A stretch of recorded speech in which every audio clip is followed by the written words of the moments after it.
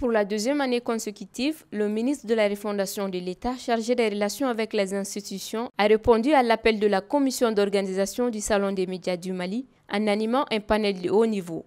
La thématique qu'il a abordée portait sur le rôle des médias dans la promotion des valeurs sociétales, cas du programme national d'éducation aux valeurs. Il faut rappeler que l'élaboration d'un programme national d'éducation aux valeurs est une initiative prise par son Excellence le colonel Assimi Goïta, président de la transition, chef de l'État, dans l'esprit de poser les jalons du Mali nouveau, Mali Koura, avec un Malien nouveau, Mali Dinkoura, s'adossant à nos valeurs sociétales. Face aux hommes des médias, le ministre Ibrahim Ikassa Meiga a d'abord procédé à une présentation du programme. Puis il a insisté sur la nécessité de son insertion dans nos quotidiens. C'est une belle opportunité que vous nous offrez aujourd'hui de parler de refondation à travers les valeurs socioculturelles. Nous sommes un peuple profondément culturel de valeurs puisque nous sommes héritiers du Ouagadou Ghana, du Soso, du Mandé, du Songhai et de tout ce qui s'en est suivi.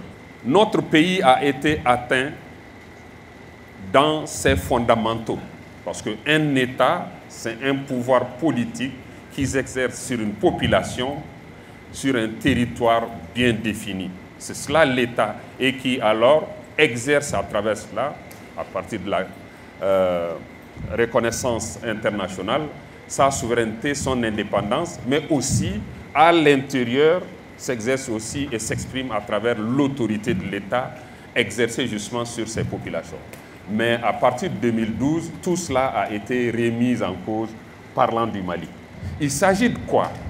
On a observé, comme je l'ai cité tout à l'heure, que nous sommes un peuple de valeurs, mais qu'une certaine acculturation que nous avons subie à travers les différentes invasions.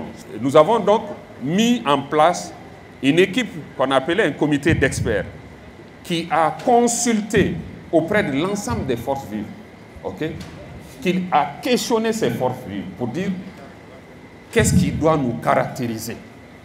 Et justement, une liste de ces valeurs a été élaborée, a été travaillée par ce comité d'experts sous forme d'études sur le programme national d'éducation aux valeurs. Et le gouvernement aussi s'en est approprié. Une communication écrite a été élaborée et toutes les propositions d'action ont été transformées en plan d'action. Et c'est ce plan d'action qui doit caractériser le citoyen malien. L'objectif étant la reconstruction d'un citoyen malien responsable, ressourcé, patriote et respectueux des institutions. Il est travailleur aussi, consciencieux, ouvert d'esprit, qui aime la nature et œuvre pour le bien-être de tous, en fervent acteur du progrès. C'est ce citoyen nouveau que nous recherchons et qui, normalement, est formé dans nos familles, même à l'école, où on doit enseigner le travail, le mérite, la discipline, le patriotisme.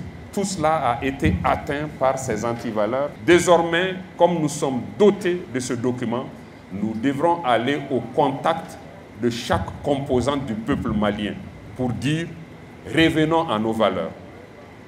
Nous avons un référent souverain. Nous devrons aujourd'hui, comme chez nos cousins dogonons, à rentrer sur le Toguna, enseigner ces valeurs à nos jeunes générations pour qu'elles ne soient plus corrompues et qu'elles grandissent avec ces valeurs-là, pour que nous soyons nous-mêmes. Et c'est cela le programme national d'éducation aux valeurs. Donc avec une pédagogie bien huilée, et vous verrez que nous passerons par les familles, et dans la famille, le pilier de l'éducation, de l'enseignement des valeurs, c'est la mère de famille, la maman. D'aucuns voudraient nous enseigner la promotion du genre. Vous voyez qu'on nous a tellement pénétré l'esprit qu'on nous fait penser que chez nous, la femme n'a pas de place, n'a pas de valeur. C'est faux de faux. Tout repose sur la mère de famille et qui occupe encore cette place dans nos familles. Nous avons perdu nos valeurs jusqu'aux valeurs de patriotisme, la préservation de notre État. Ça, on les a perdus. Alors que c'était enseigné.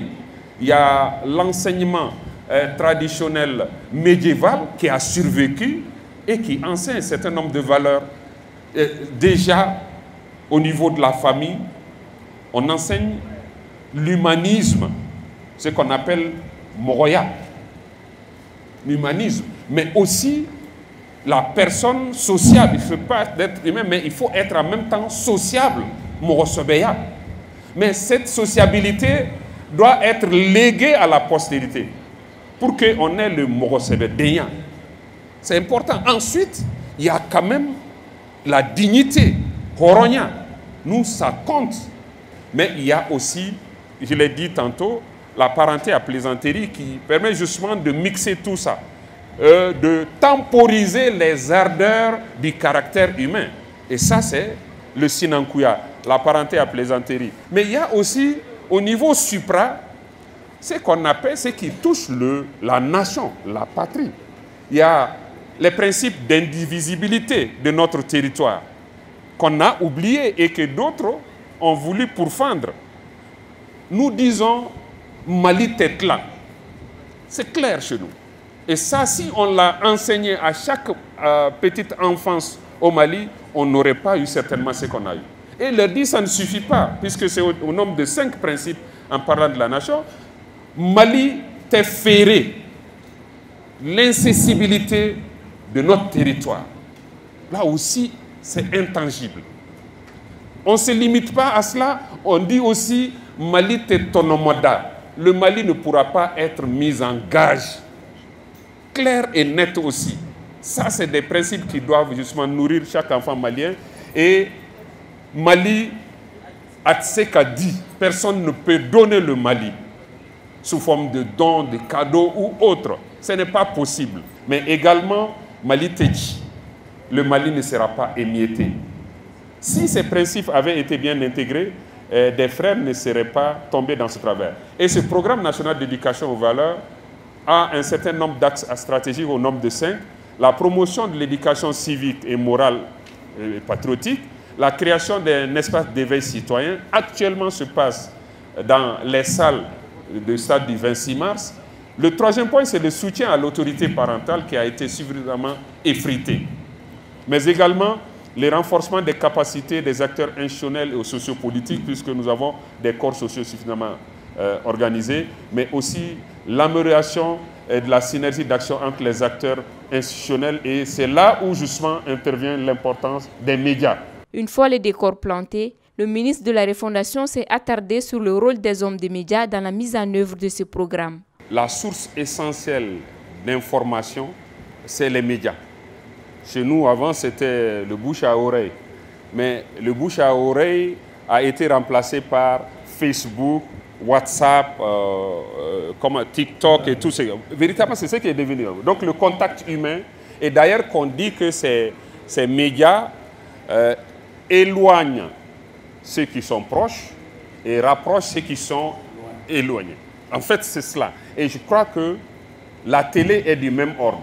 Les journaux écrits et tout cela. Et déjà que la télé et les journaux sont sur ces réseaux sociaux. On n'a même pas besoin d'avoir un poste télé ou autre, où les journaux écrits sont sur ces médias. Donc, il s'agit à vous qui savez apprécier votre audimat, de nous dire quel est le meilleur moyen d'atteindre telle cible, telle couche sociale, la petite enfance, mais aussi la jeunesse, l'adolescence, les scolarisés, les universitaires, mais aussi ceux qui sont les ruraux, qui sont dans les champs, qui sont derrière leur bétail, ceux qui sont dans les ateliers, les artisans, ceux qui sont au bureau, dans les familles. Comment les atteindre? Avec quel support les atteindre? Et ça, c'est vous qui le savez. C'est à vous de proposer justement ces supports et de dire quel message peut être mieux adapté à faire passer à ces publics-là par tel moyen. Ça, c'est les journalistes qui le savent. Et c'est à vous de le dire. Mais surtout, de connaître les enjeux, de les comprendre, mais aussi de vous y mouler parce que, avant d'être journaliste, ministre, président, élève, étudiant, militaire ou autre, on est d'abord citoyens maliens. On a un rôle à jouer dans ce renouveau. Activement ou passivement, ce rôle doit être assumé. Et ça, je pense que dans votre domaine, qui mieux que vous pour proposer la solution la plus efficiente pour que justement ce programme national d'éducation aux valeurs puisse être disséminé, approprié, mais justement pratiqué. Nous, département de la refondation, nous aurons, avec le mécanisme institutionnel qui a été mis en place, nous aurons des interactions avec le monde de la presse. Il y aura même des formations, mais il y aura aussi la conception de programmes communs, presse, gouvernement, comment justement diffuser ces valeurs-là ensemble. Nous comptons beaucoup sur les médias pour justement une saine appropriation de ces valeurs, une dissémination, mais aussi un enseignement. Une séance de questions-réponses a mis fin à ces panels qui aura permis de faire un tour d'horizon du programme, tout en situant la responsabilité des professionnels des médias dans la vulgarisation de son contenu.